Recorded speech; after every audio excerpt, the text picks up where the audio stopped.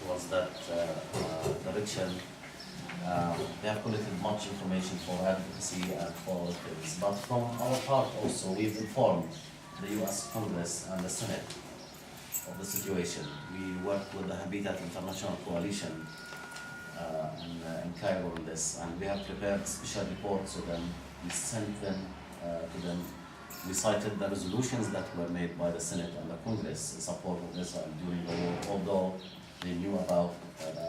And we informed them that this could be criminalized and one way or another under U.S. law and international law, and that we were going to pursue this. We think we're not taking any cases to the U.S. That's not practical.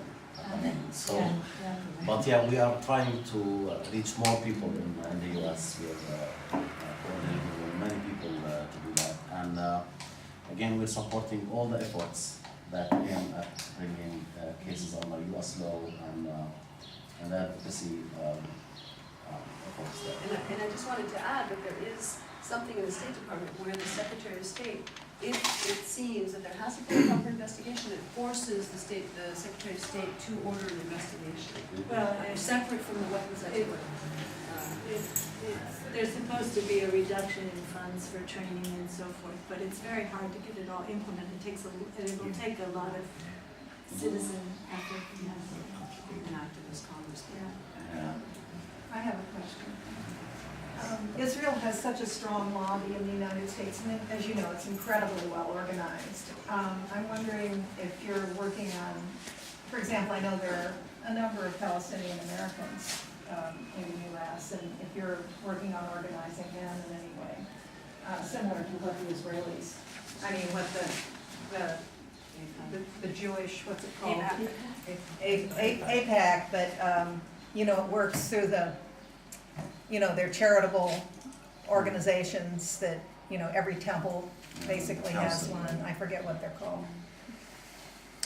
Well, this is a very important task, but it's really, really beyond the capacity of our humble and small organization. We are, personally, I'm not very happy with the performance, for example, of the Palestinian Authority and perhaps some Arab people who could do much better in the U.S.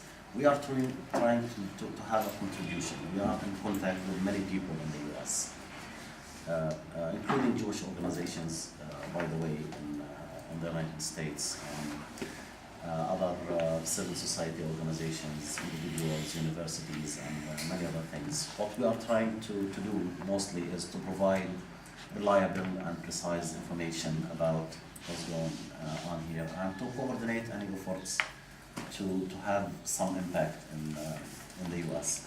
But organizing people there, that's something really beyond our capacity. Right. Yeah. I remember, it's called the Jewish Federation. Do you have much interface with B'Tselem, the Israeli human rights organization? Yeah, we do have very good contacts and sometimes partnership with many of the Israeli human rights organizations. B'Tselem is one of them. Physicians for Human Rights. Actually, we jointly submitted a proposal that has been accepted by the EU. With Physicians for Human Rights. Yes. And with B'Tselem, With B'Tselem, yeah, many child rights. So on some specific issues we are coordinating directly and specifically. We're members in several, networks, human rights networks, and working groups. I was in Germany last December, and I met with the people in the foreign ministry there. And before we began our meeting, I told them, look, I'm a good boy. I do have contacts with the Israelis. I have Israeli friends, and just put it up here behind our shoulders. I mean, we are not committing on this. This is important that people would view this part of as the people are completely isolated from each other. No, we do coordinate and network, but the people outside wants us all the time to prove or to begin with the fact that we do network and have friends and Yeah, about the differences though. I mean, we're not identical organizations, in terms of positions and sometimes.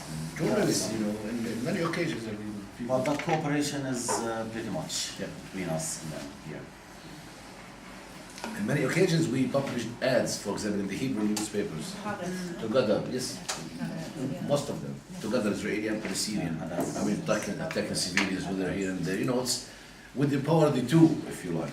But you know, talking about peace and this stuff, I mean, it's honestly, and it's, I don't want to be, I think the whole issue needs to be reconsidered. We spent years and years and years talking about peace and being active in peace, but what we have seen and what the international community engagement in this makes you really frustrated. So the problem is not how to work in peace. I think Israel should be liberated from itself. As simple as it is. If the international community is keen, for the sake of history, keen enough about the Israel, they should liberate Israel from itself. As simple as liberate them eventually. No, I think the allies of Israel should help Israel to liberate itself. As simple as this cannot be tolerated, cannot be accepted. I mean, before we talk about peace, Israel should stop being a racist country and the way that we have seen.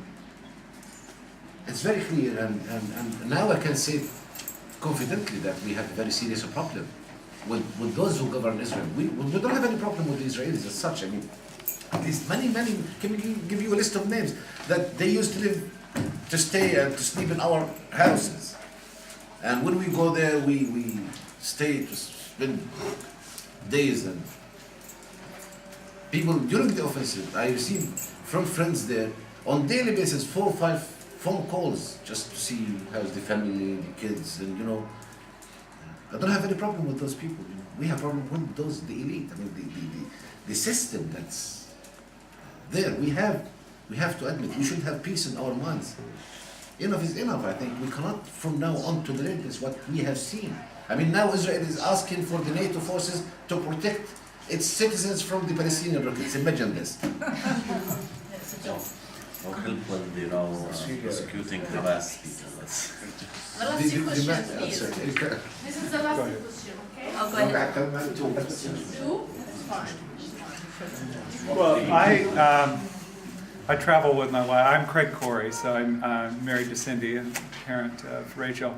But this question actually comes up for a couple of reasons. We were in a congressman's office while the bombs were falling, and he asked us if the Israelis army ever did essentially a thorough, use the words thorough, credible, and transparent investigation on themselves. And I guess my experience is I don't know of one. But I also realized that I think before we flew here, Senator Leahy was demanding that they do a thorough, credible, transparent investigation on the shrub killings down here. And that's very important because of Leahy's strength. Both of those actually are influential congressmen. So what should have been my answer to Congressman Smith, and what should I put pressure on, what should I relay to Senator Leahy about the ability of the Israelis to do a thorough, credible, and transparent investigation, which they did not do for our daughter, and the U.S. is on record as saying that it was not there. Okay. The most updated information we know about this is a letter we received as a response to our correspondence we jointly submitted to Adala, to the Israeli government. And the answer was that the Israeli army has acted in accord with its procedures, the international law, and there was nothing wrong took place, and so therefore there will not be any investigations for now. And this is collateral damage. It's expected. No problem.